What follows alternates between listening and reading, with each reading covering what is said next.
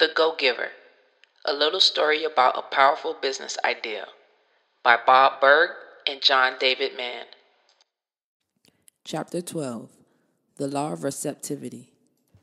Friday at 12 o'clock sharp, Joe rapped briskly on the front door of the great stone mansion. He glanced up at the gathering clouds and slipped his hands into his pockets for warmth. Today was the kind of late September day that held more hints of approaching winter than of departing summer. He was about to knock a second time when the door swung open and Rachel appeared. "Joe, come on in," she said, leading him into the study. The old man had an unexpected phone call. "If you don't mind waiting here, he'll be down in just a few minutes." Joe looked around the oak panel room with its muted tones and its smell of leather and old books. "You're not going out today?" Rachel said in an answer to Joe's unspoken question. "Today's the day you dine here." Joe noticed that Rachel said this as if it were a part of an established sequence, something she'd explained many times before. "Today's the Friday guest, huh?" Rachel smiled. "Exactly." "Can I ask you a question?" Joe had been itching to have this conversation ever since Wednesday when Pender had told him Rachel's story. "Sure." "What's it like working for Pender?" Rachel hesitated, then smiled at Joe. Honestly, she sat down in one of Pender's wingback chairs. "It's amazing." In the years since she had first come to work at the Stone Mansion, Rachel had learned more about the art of a good business than most entrepreneurs would pick up in a lifetime of experience. She learned about finance and philanthropy, negotiation and networking, resources and relationships, Pender's principles of cooperative commerce from A to Z, she said with a grin. And she applied all these lessons by throwing herself into the earnest study of her passion, the making of excellent coffee. Starting with a long conversation at Ernesto's Cafe, Rachel had explored the world of restaurant supply, carefully researching the most reliable supply lines to all the best equipment, such as commercial-scale roasters and grinders. She also taught herself to source premium coffee beans from all over the world. She started by getting to know a few individual coffee farmers in Colombia, whom she connected with through her Spanish teacher at college, who was Colombian. Quickly picking up the region's different Spanish dialects, she easily made additional contacts in the surrounding countries of Ecuador, Venezuela, Peru, and Brazil. Soon, she widened her network to other continents as well as establishing friendships with growers in Sumatra, Indonesia, Kenya, and Yemen. "Do you know how many coffee-producing countries there are on our little planet?" she asked. Joe thought for a moment. 20? More than 3 dozen. And over the last 12 months, I've developed personal relationships with coffee growers in every single one of them. Joe was stunned. With this extraordinary network, Rachel could bypass the brokers and middlemen and tap a worldwide supply of the highest quality coffee at exceptionally low prices. And then there were all the people she served coffee to in Pender's living room over the last 12 months, which brought her contacts with first-class expertise in every aspect of business, from import, export, to international financing, to management and human resources. In fact, if she wanted to, Rachel could probably walk out of this house and within 48 hours lay the groundwork for a global gourmet coffee empire. "Oh my gosh," Joe blurted out. "Of course." He slapped himself on the forehead and laughed. "Of course what?" A big smile crept over Joe's face. He leaned back in his chair and pointed at Rachel. "Of course. You." "Me?" said Rachel. "You. You've been here all week, so it never occurred to me, and it was right in front of my nose the whole time." Rachel arched her eyebrows. "Yes?" Now Joe pointed at Rachel with the index fingers of both hands like a pair of pistols. "You're the Friday guest. Admit it." Rachel sighed and held her hands up as if to say, "I give up. You win. Good guess." Joe beamed. "But no dice." Joe's smile faded. Rachel cocked her head, listening. "Ah, his phone call's over." She got to her feet. "When you're ready, can you find your way to the terrace?" He said, "You two will sit out and eat lunch while you wait for the Friday guest to arrive." She smiled and looked at the concentration on Joe's face and quietly withdrew. Joe slowly shook his head, then got up out of the comfortable chair and headed out to the terrace to join his mentor and await the Friday guest, whoever that might turn out to be. "So what do you think about all of this?" For the past 20 minutes, the two of them had enjoyed the most wonderful lunch of cold cuts, fresh breads, and an array of pickles, olives, relishes, and the like. Joe counted 5 different types of mustard, and he had managed to sample every one of them. But he knew Pender's question was not about the lunch spread. It was about everything he had seen and heard during the week. Joe hesitated, then spoke carefully, as if stepping from stone to stone across a river. I think it all sounds amazing. Wonderful, really wonderful. He paused, feeling the spreading warmth of the late September run. And, prompted Pender, and I'm just not... Joe took a deep breath and then let it out, unable to finish the thought. Let me see if I can help here, said Pender. When you were young, what did you learn about giving? Joe frowned in concentration. Pender interrupted his train of thought before it had even got started. Don't think about it, Joe. Don't try to remember. Just tell me. When I say giving, what's the first thing that leaps to your mind? It is better to give than to receive. Exactly. It's better to give than to receive, right? If you're a good person, that's what you do. You give. Good people give and don't think of receiving. But you think about receiving all the time. You can't help it, which means you're probably not really a very good person. So why bother trying? All this giving stuff sounds great for some people. For people like me, maybe, or Nicole or Ernesto, but not for you. It's just not who you are. There was a moment of silence. Is that how it is? Joe sighed. Something like that, he admitted.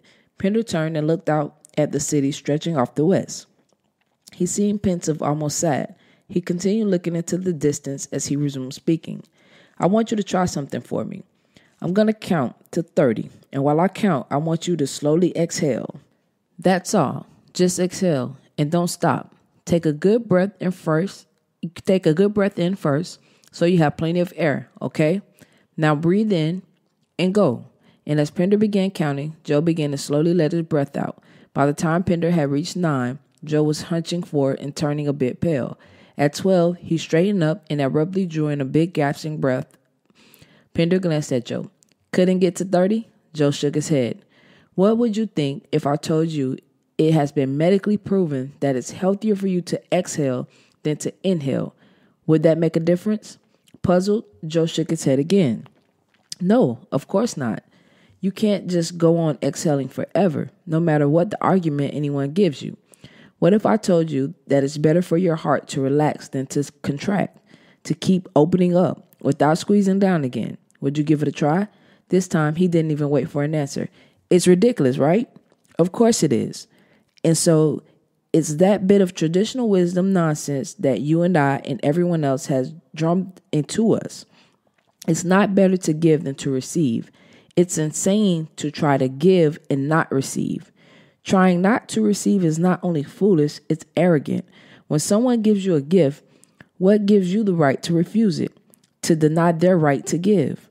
Receiving is the natural result of giving. If you give and then try to stop the receiving that comes back, you're like King Canute watching the tide roll out and commanding it not to come back in. It has to come back in, just as your heart has to contract and after relaxing. At this instance, all over the globe, all of humanity is breathing in oxygen and breathing out carbon dioxide. So is the rest of the animal kingdom.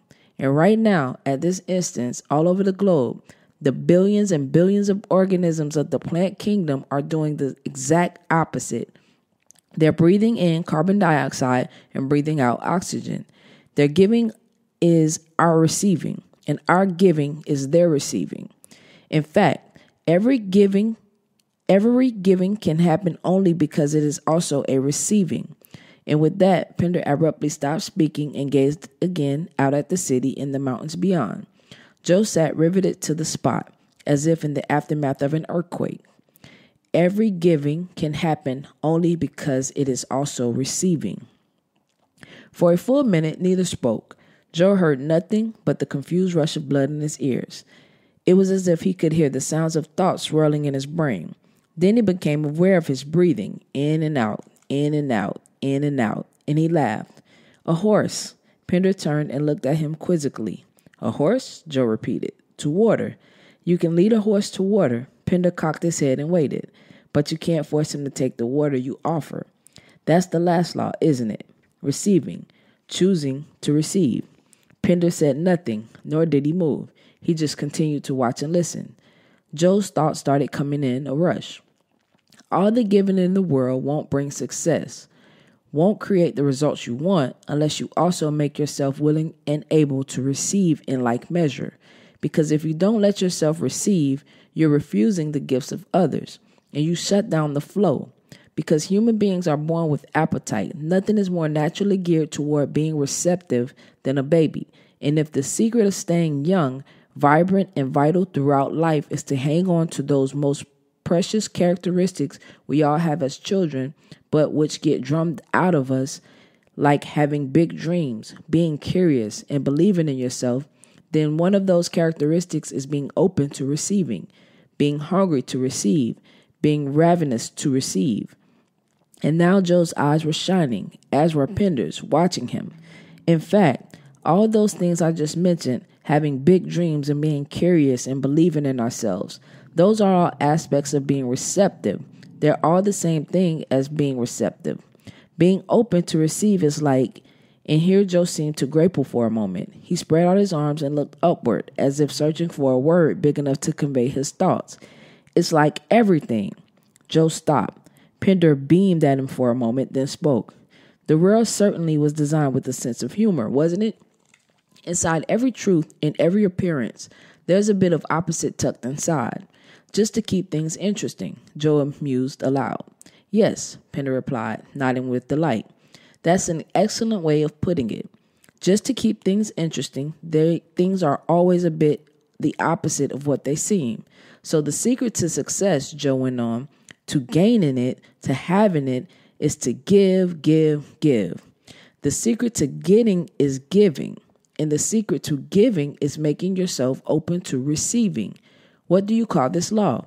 Pender raised his eyebrows. What would you call it? And Joe replied without hesitation, the law of receptivity. Pender nodded thoughtfully. Good. They sat together in silence for a long moment, contemplating the law of receptivity and the glorious irony of creation that tucks its greatest truth carefully inside of paradoxes. Joe had a sudden thought that nearly made him jump. My lunch hour was nearly over. Who are we supposed to see today? Pender looked over at him. Who were we supposed to see? You know, who was supposed to reveal the last law, the Friday guest. Pender smiled. Ah, the Friday guest. That would be you, my friend. And he paused again and said, that would be you. The fifth law, the law of receptivity. The key to effective giving is to stay open to receiving.